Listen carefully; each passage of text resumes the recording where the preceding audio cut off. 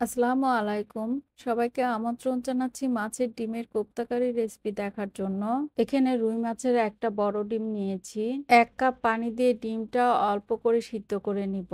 ঢেকে দিচ্ছি, এটা ৫ মিনিটের মতো সিদ্ধ করে নিতে হবে। ২.৫ মিনিট পর ঢাকনাটা খুলে উল্টিয়ে দিচ্ছি।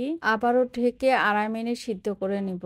মোট ৫ মিনিট পর ভেতরের দিকে কাঁচা হয়ে আছে, তাই একটা চামচ দিয়ে ছোট ছোট টুকরো করে নিচ্ছি। টুকরো করার পর ভিতরের দিকে ডিমগুলো যখন লাল লাল দেখাবে তখন এটা নামিয়ে নিতে হবে। বেশি সিদ্ধ করলে কিন্তু ডিমগুলো শক্ত হয়ে যাবে আর খেতেও ভালো লাগবে না। একটা বাটিতে ডিমগুলো তুলে নিয়েছি, এর সাথে আমি ২টো সিদ্ধ আলু নিয়েছি।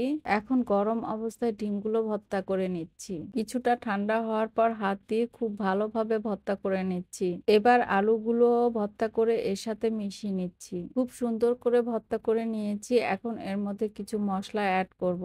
প্রথমে দিয়ে দিলাম 1/2 চা চামচ হলুদ গুঁড়ো, 1/2 চা চামচ মরিচ গুঁড়ো, 1/2 চা চামচ জিরা গুঁড়ো, 1/2 চা চামচ লবণ, 1/2 চা চামচ রসুন বাটা, 1/2 চা চামচ আদা বাটা, 2টো কাঁচামরিচ কুচি, 2 টেবিল চামচ ধনেপাতা কুচি, 2 টেবিল চামচ পেঁয়াজ কুচি, 1 পিস লেবু চিপে দিয়ে দিচ্ছি। আরও দিয়ে দিচ্ছি বেসন।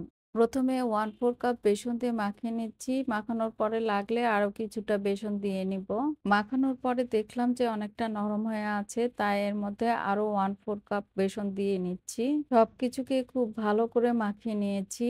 এখন এখান থেকে অল্প করে ডিমের মিশ্রণ নিয়ে ছোট ছোট বল তৈরি করে নিচ্ছি। এটা অনেকটা নরম হয়ে আছে জন্য এর মধ্যে আরো বেসন দিতে যাবেন না, এটা টেস্টটা নষ্ট হয়ে যাবে। ভয় পাবার কোনো কারণ নেই, এটা ভাজার পরে সুন্দর শেপে চলে আসবে। আপনারা যদি কোপ্তা কারি না বানাতে চান তাহলে এরকম অবস্থায় পেঁয়াজুর মতো চ্যাপ্টা চ্যাপ্টা করে তেলের মধ্যে ভেজে খেতে পারেন। সবগুলো বল বানানোর পর ডিপ ফ্রিজে রেখে এটা শক্ত করে নিয়ে কোনো জিপলক ব্যাগ কিংবা বক্সে করে রেখে দিতে পারেন। আপনাদের সুবিধা মতো সময়ে রান্না করে খেতে পারেন। সবগুলো বানিয়ে নিয়েছি, এখন এগুলো প্রথমে ভেজে নিব। চুলায় একটা হাঁড়িতে 1/2 কাপ তেল গরম করে নিয়েছি আর এখানে একটা ডিম খুব ভালো করে ফেটিয়ে নিয়েছি।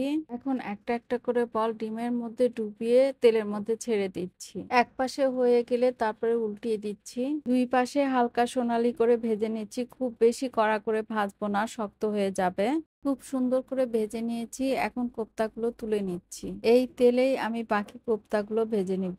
সব কোপ্তা ভেজে নেওয়ার পর ওই তেলে দিয়ে দিলাম 1/2 কাপ পেঁয়াজ কুচি। অনবরত নেড়ে চেড়ে পেঁয়াজটা হালকা ব্রাউন করে ভেজে নিচ্ছি। পেঁয়াজটা যখন হালকা ব্রাউন হয়ে এসেছে তখন এর মধ্যে দিয়ে দিচ্ছি 1/4 কাপ পেঁয়াজ বাটা, 1/2 চা চামচ আদা বাটা, 1/2 চা চামচ রসুন বাটা। একটু নেড়ে চেড়ে এর মধ্যে দিয়ে দিচ্ছি 1 চা চামচ লবণ, 1 চা চামচ মরিচ গুঁড়ো, 1/2 চা চামচ হলুদ গুঁড়ো, 1/4 চা চামচ জিরা গুঁড়ো। শুকনো মশলাগুলো একটু নেড়ে নিয়ে এর মধ্যে দিয়ে দিচ্ছি 2 টেবিল চামচ টমেটো সস। আপনারা টমেটো সসের বদলে ফ্রেশ টমেটো বা টমেটো পিউরিও দিতে পারেন। এবার 1/4 কাপ পানি দিয়ে খুব ভালো করে মশলাগুলো কষিয়ে নিতে হবে। খুব ভালো করে কষিয়ে নিয়েছি, মশলার পানিটা শুকিয়ে গিয়েছে। এখন ঝোলের জন্য দিয়ে দিচ্ছি এর মধ্যে 1.5 কাপ পানি। ঢেকে দিচ্ছি, অপেক্ষা করব পানিটা খুব ভালোভাবে ফুটে ওঠা পর্যন্ত। খুব ভালোভাবে ফুটে উঠেছে, এখন আগে থেকে ভেজে রাখা কোপ্তাগুলো এর মধ্যে ছেড়ে দিচ্ছি।